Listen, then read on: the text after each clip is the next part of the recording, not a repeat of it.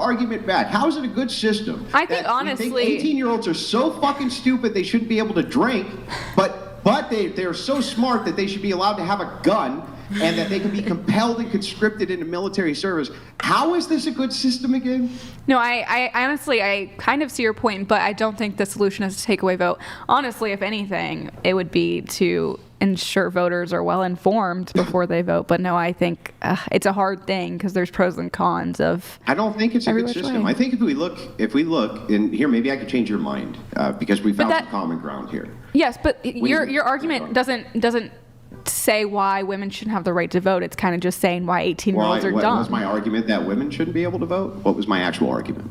So the other day I posted up a debate between Andrew Wilson and Rob Noor. And in that debate, they were talking about, who should have the right to vote or not. Andrew Wilson said he didn't think everyone should have the right to vote. And him and Rob Noor were debating that.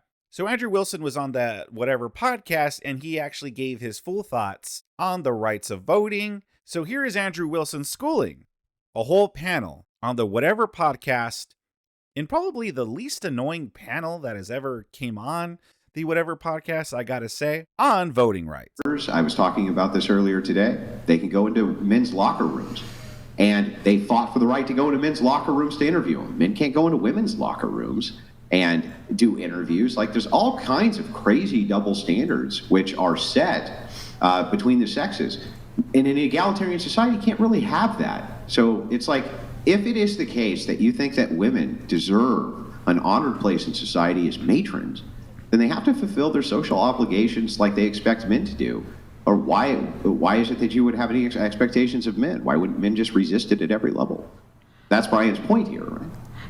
I actually agree with you a lot on the draft is necessary and stuff. What I think, this is just a thought I've randomly had, is that women shouldn't be allowed to go to college until they're like 28. If men are being drafted, women shouldn't be allowed to go to college until they're 28 unless they have kids. It's just a thought I had. Because if they don't have a career to seek after, then they have husbands. It's a thought. It's a thought. It's a thought. That's a crazy thought. Hey, it's a crazy thought. I speak what I say. I speak what I say. Yeah, that's okay. I think one way that you can take care of this is you take the right to vote and you give it to married households instead, one household voting. Ooh, that's nice. I think that's a really good idea. I like that idea. One of the reasons that's a good idea is right now in the current state of voting, the anti-suffragettes, the ones who were against feminism initially, and it was first wave feminism that brought in the suffrage movement to say that women should be able to vote, they made it one of the most compelling arguments, which is this will divide household against household. It'll divide husbands against wives. The second women become political pawns of the machine, they will be divided from their husbands.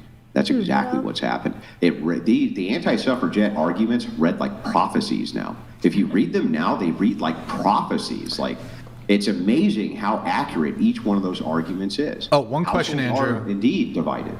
And the anti-suffragettes, wasn't it predominantly women, correct? That's correct. Well, not only that, but what's really interesting is that they had to fight so that women couldn't vote on voting, because when women voted on their right to vote, they voted against it. And initially, feminists made the bold claim that the reason is because women were too comfortable and their status in society was too good. And it was. They couldn't incur any debt. No debt. They weren't allowed to incur any debt whatsoever. The husband had to incur the debt. Wow. They weren't, all of these things, that women were so comfortable in society, they didn't want to be considered political cogs. To give you an idea of how powerful women were in their moral stances before they became cogs of the voting machine, they passed the 18th Amendment, which passed before the 19th Amendment, which is their right to vote, right? They got the 18th Amendment passed on just moral grounds because they were considered moral arbiters in society. They were considered the more moral sex, because they were not political cogs to be used. And it's like, and they gave up all that high ground. It's just crazy to me. It's like backwards, you know what I mean? It's backwards. We should not be dividing husbands against wives. We don't need to do that. It's not necessary. I would say in like hang on, chair three was giving me the look though. She was giving me the like. Sorry, I have RBF. This crazy fucking guy, this crazy fucker's ideas over here. Do you actually think that women should not have the right to vote? Well, actually, I think most people shouldn't have the right to vote, not just women specifically. And here, well, let me make a case, and let's see. Maybe I can make a compelling enough argument that I can change your mind. Does that sound fair? You can try. So, do you think that you're pretty informed on the issue of abortion?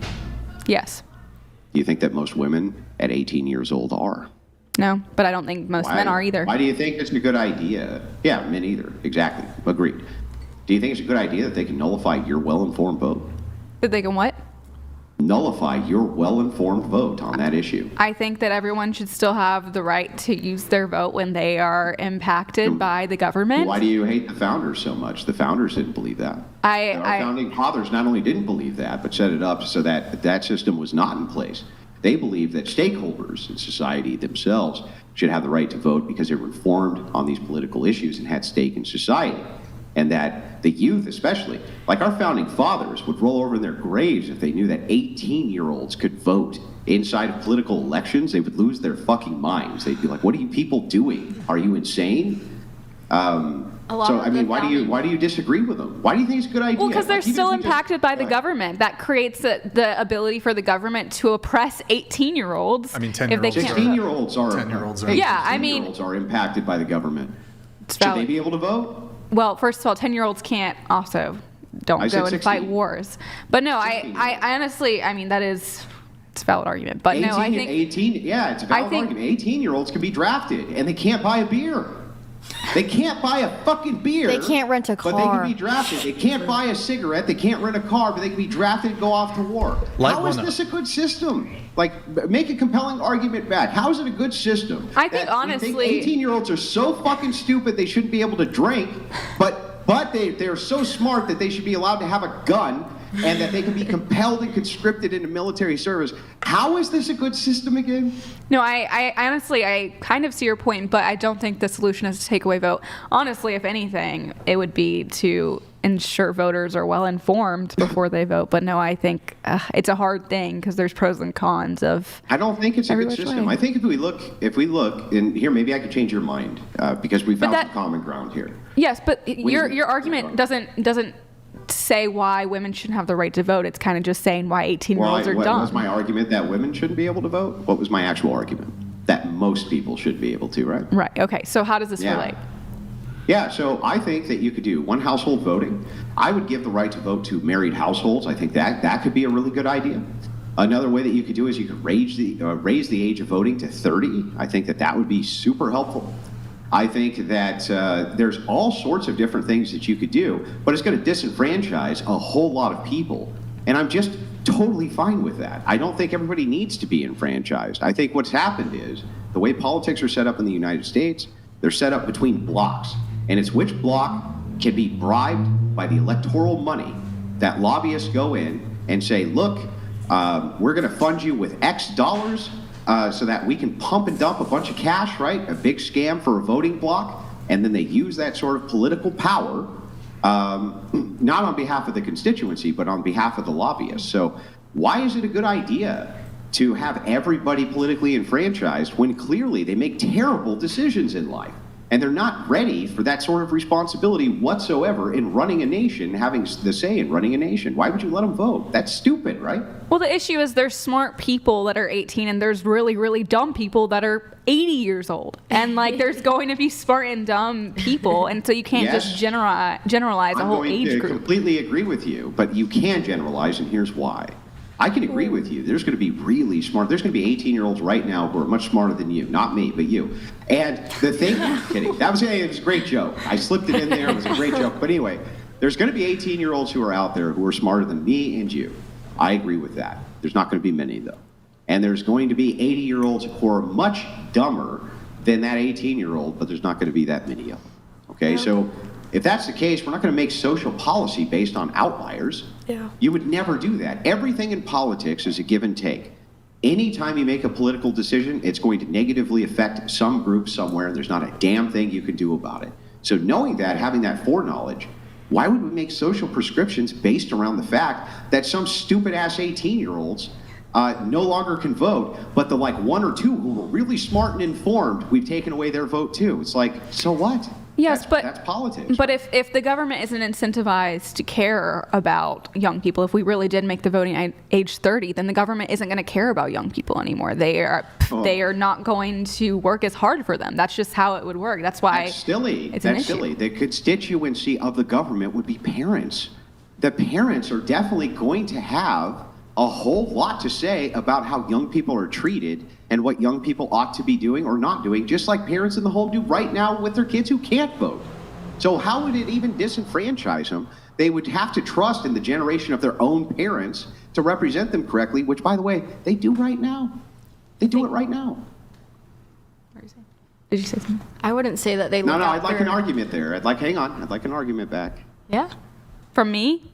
Yeah. Oh, no, I agree. There's pros and cons to each thing, but no, I still think that the government is not going to care as much about the younger people if they're not having to cater to their vote. And I think that if you are being taxed by the country, if you are having to fight for your country, you should have a say in how the government is run. But no, I do think there's just an issue. I agree with you that there's an issue on voters not being well informed. This is really, I guess, the thing I would like to take to task here is this idea that the government's going to stop caring about young people if young people can't vote in the government. It's like, does the government stop caring about 16-year-olds because they can't vote? No. Do they stop caring about toddlers because toddlers can't vote? No. In fact, parents are out there making all sorts of political decisions and political votes based around the protection of the young in society and the infirm in society, 2-year-olds, 3-year-olds, 4-year-olds, 5-year-olds, on behalf of those 2-year-olds, 3-year-olds, 4-year-olds, 5-year-olds, because they're the ones who can't. They're the ones who are enfranchised. Why in the world, suddenly if the voting age, let's say, was 25, do you think that the government's like, well, you're 23, fuck off, I don't care what you think anymore? The enfranchised people still care, right? Like, they're the ones who tell the government what's what. Well, also the thing is, a 2-year-old isn't having to pay taxes. They're not having to fight a war. So if we were to go by your argument that you can't vote until you're 30, I don't think people under 30 should have to pay taxes or fight in wars. Why? That's silly. 16-year-olds can work and they get taxed. Should they have to go fight wars? I think that's an issue that you're giving back to the government, to your country, and you don't have a say in how the country is run. 16-year-olds and 15-year-olds and 14-year-olds with part-time jobs should be able to vote then, by that logic? I think there's pros and cons to everything. But that doesn't make any sense, because your logic is if you're paying into a system, you should have a right to be enfranchised in the system. My counter argument to you is really simple. Then if that's the case, make it logically consistent. At 13 years old, I had a part-time job at a McDonald's. Should I be able to vote? If not, why not? Honestly, it's a compelling argument in itself. That's what I mean. No matter which way you go, no matter who you cut out of voting, it's going to negatively impact some people. And it's a complex issue. So we have to kind of compare our systems and see which one works the best. And it sounds like you're in more agreement with the system which I would propose than I am with the system that you would propose. I'm just asking you to think about it, that's all. Okay. All right. So that was Andrew Wilson's argument to why, not everybody should just have the right to vote. Me personally, I'm still out about the subject because I could actually see both sides. I actually see where Andrew's coming from, and I understand his argument, but I can understand the concern. Like, I don't necessarily think that the government's going to stop caring about certain groups of people just because they don't vote. I don't think that's going to happen. But at the same time, I think being able to vote does protect everyone's say. You can't just vote against the interest of certain groups of people, and then those people can't have a say in it. Do you want to know what I'm saying? And just because you have a stake in what goes on in the country, I'm not sure if it'll always lead to, whoever has a stake in our society. I don't know for sure if it'll, I don't know if it'll lead to all the smart people making all the smart decisions. You know what I mean? It's not exactly a guarantee. I do definitely think there are pros and cons to both sides.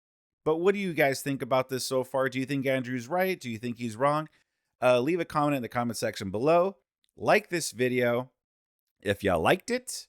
And if you really liked it, please consider subscribing to my channel. I have an Andrew Wilson playlist. And I have some whatever podcast playlists and a whole bunch more content very similar to this that I think you'll enjoy.